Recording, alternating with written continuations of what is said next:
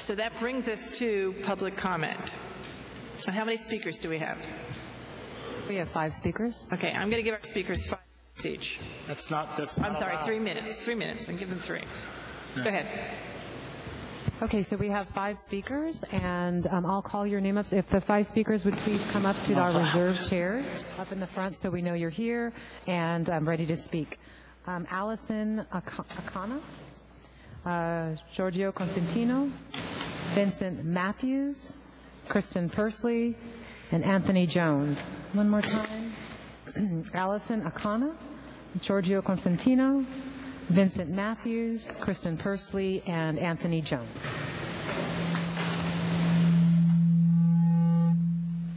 Is that coming from me? Hi. Good evening. My name is Allison Akhouhn, and I'm the lead petitioner for Caliber Schools K-8 charter. We submitted our charter to the staff this afternoon, and I just wanted to take this opportunity to introduce myself to those members of the board that we haven't yet met.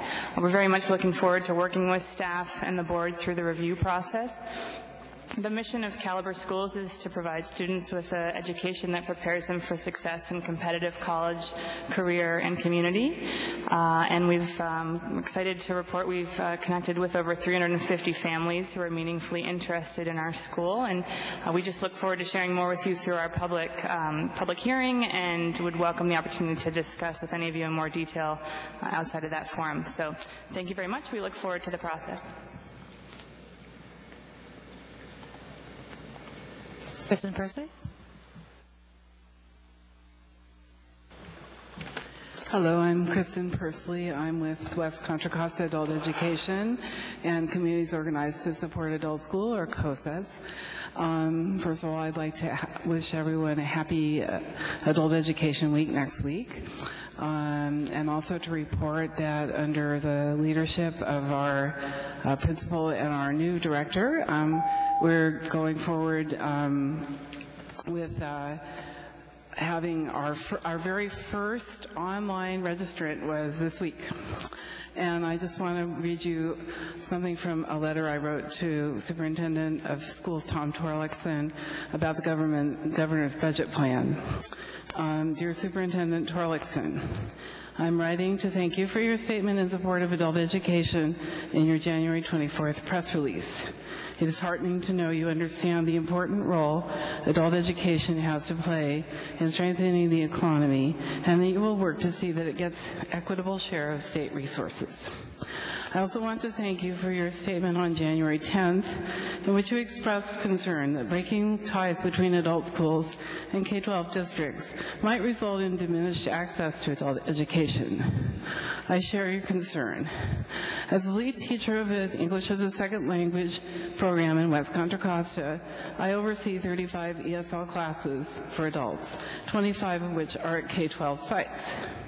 These classes are convenient for our students, many of whom have limited access to transportation. Many can walk to their neighborhood school, but do not know where the local community college is and could not get there if they did. 15 of our classes are family literacy classes that take place at elementary or middle schools during the mornings. The students are mostly parents at the school who drop their children off in the morning and stay to take English classes themselves. Principals have reported to me the parents began to participate more in the school once they began taking English classes there, and many of the parents have become school volunteers through their English classes. Many of the students report that their most important goal as English learners is to help their children with their homework and support their children's school success.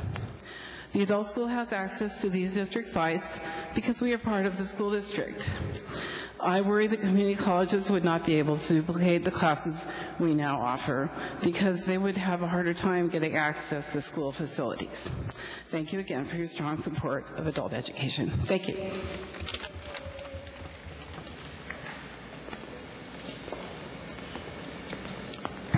Good evening, board members, Superintendent Harder, members of the public. My name is Vincent Matthews. I'm the parent of 3 students who have gone through the West Contra Costa Unified School District.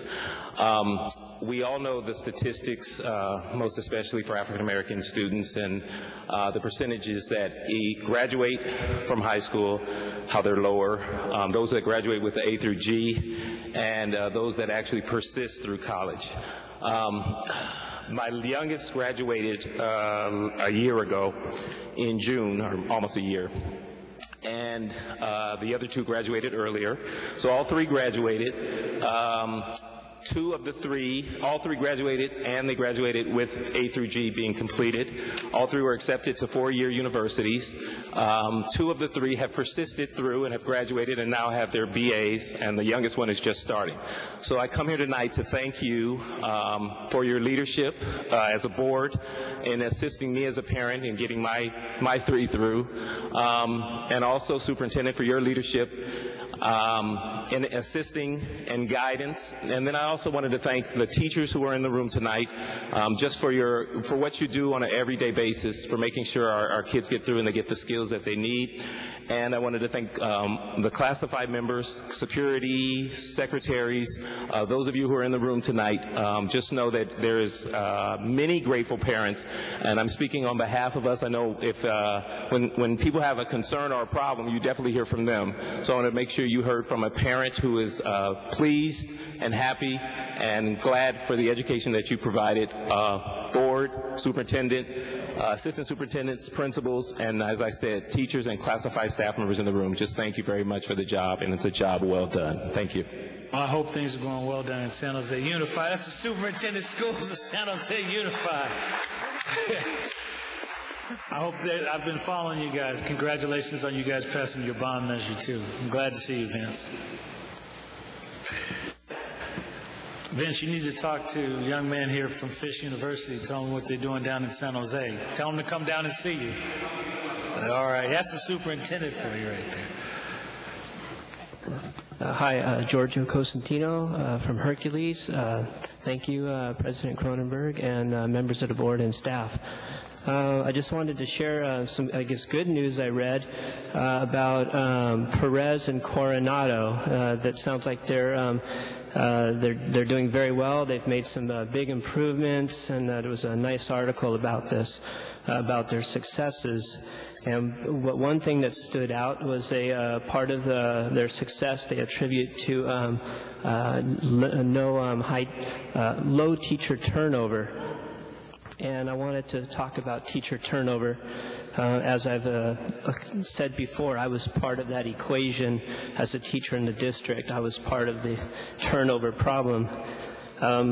High turnover equals less safe schools because new teachers are still learning the ropes. They will make mistakes. They will take their eye off your child. The principal will do their best to minimize harm. But you know they're not there. They're in another room in their office. The quality of instruction will not be consistent or predictable when there is high teacher turnover. New teachers require additional competency assessments, requiring more time of our principals. Even this assessment process is not flawless, as the new teacher is in a classroom with our kids unsupervised. The principal is hoping for the best. In 2011, 20 teachers in the district were not invited back to teach. They were not deemed satisfactory to teach.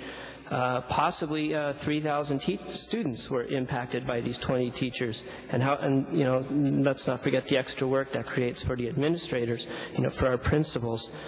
So I'm really, I know we put a lot of attention on our bond programs, but I really want to get more attention on our teachers, and that we do more to advocate for the necessary funding. I know there's bargaining, the bargaining process is going on right now, and so I want you to think about this. What can we do to keep our teachers here? The product of that will be a safe learning environment, quality instruction, less fires to put out. So I ask you to please support our teachers so we can see more of these positive results like Perez and Coronado. Thank you.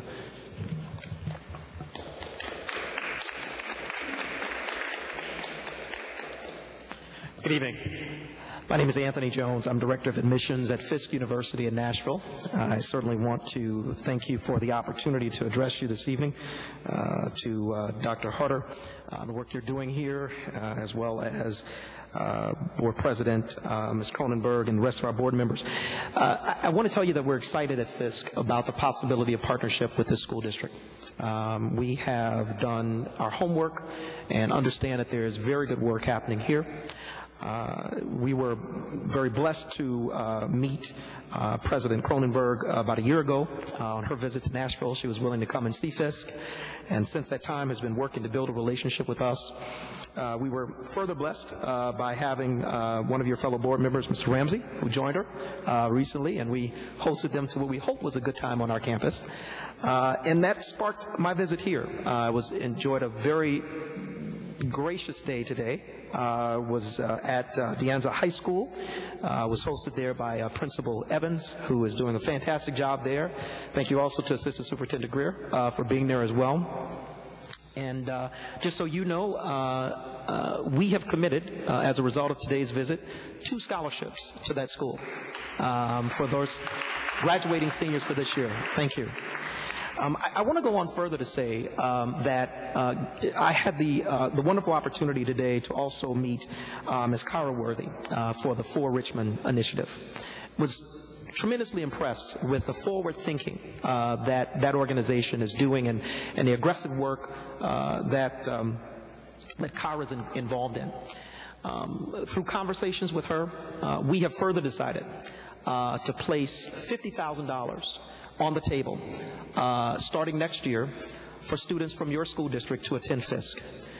We are also hoping that that amount would be matched by this community so that with $100,000 we would be able to ensure a pipeline of students from your school district. And so we are looking forward to having more conversations with the For Richmond organization and with you in regards to that.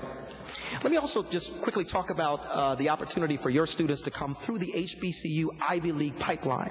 We know that you have an Ivy League initiative here in your community, but we also want you to know that at Fisk, we have a tremendous relationship with Vanderbilt University in our hometown. In fact, I'm proud to say that I am a Fisk product, graduate of Fisk, and also a graduate of Vanderbilt. And so that HBCU Ivy League connection is one that's very important to us. We would love to begin moving students from your school district through that particular pipeline and back to your school district to make contributions here in your hometown. We've already talked about bringing some of your students down for the summer to participate in our pre-college program, and then further targeting African-American young men or males of color in what we call our Talented 10th Leadership Development Program for males of color. And so we're again very excited to be talking with you more specifically about that. So once again, thank you for your graciousness and the wonderful time that I've had today, and I'm certainly looking forward to having more conversations with you. Thank you very much. I appreciate you coming, and it's just real appropriate because Superintendent of Schools here from San Jose Unified, and I'm glad that I came on campus and spent what I thought was an enjoyable 2 hours with you because I have a connection to Fisk. My aunt graduated from Fisk University, class in 1963, and when Marion Berry was her chemistry teacher on campus there, she then went on to Howard Law School and then became chief of staff to state U.S. Senator Alan Cranston. So I know, as you saw, I said, let's keep going down the street to Tennessee State. Absolutely. And I took Ms. Cronenberg, my good friend, I said, you're on my side of town now. So I let her know that there's a long history in Nashville. We talked about the sit-ins. We talked about a lot of the early days and the early action that was going on in Tennessee that now has blessed this entire country and has left a stamp and an impression. And I think your timing is appropriate because his district is a similarly sized district with eyes in an incubator of innovation and ideas down there.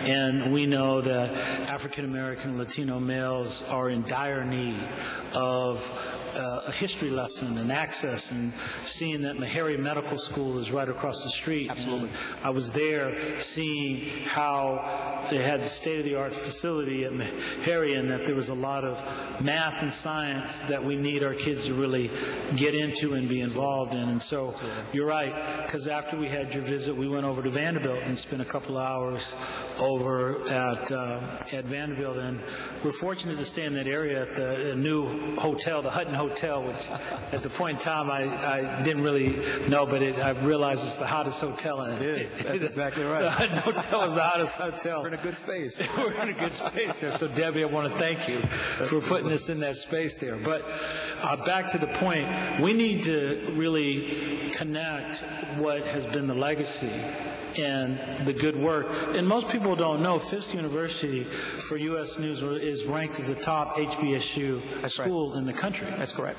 That's correct. Fisk University is ranked in the top 300 of all schools in the country. Absolutely. So it's in the top 10% of all academic institutions. That's right. And they've made the commitment, and they've made they still have some things to overcome, but I felt confident and comfortable because I believe in total transparency. But meeting you and meeting the whole team, I think there's a lot to be it can be said, not just the fact that Vanderbilt's down the street, but formerly Tennessee A&I, that now is Tennessee State, and Wilma Rudolph and the history there, and what they bring in terms of the equation. I think it's a good opportunity for a lot of students to connect with the fact that and that's what the Ivy League Connection was about, expanding beyond just the Bay Area. No, there's a greater world out there. Absolutely. Than just Richmond or Oakland, San Jose or Vallejo, but that it's there. And so I'm glad you took Ms. Cronenberg up on her offer, and you could see what the work we're doing in the new school that's even being built. Well, I appreciate that. Thank you. At De Anza. Thank you. Let me just say also, it's beautiful facilities. It's exciting to see what's happening here. And I know Dr. Harder and the rest of the team, all of you are working hard on closing that achievement gap. So our missions are very similar. So we thank you very much. Thank you. Mr. Jones, thank you so very much. I enjoyed my day with you. It wound up being a full day, and I was so delighted that it was. And I'm really looking forward to the partnership with Fisk. From the first time I was on the campus, I could see the reason for us to become partners and collaborators, and it really has begun to come to fruition.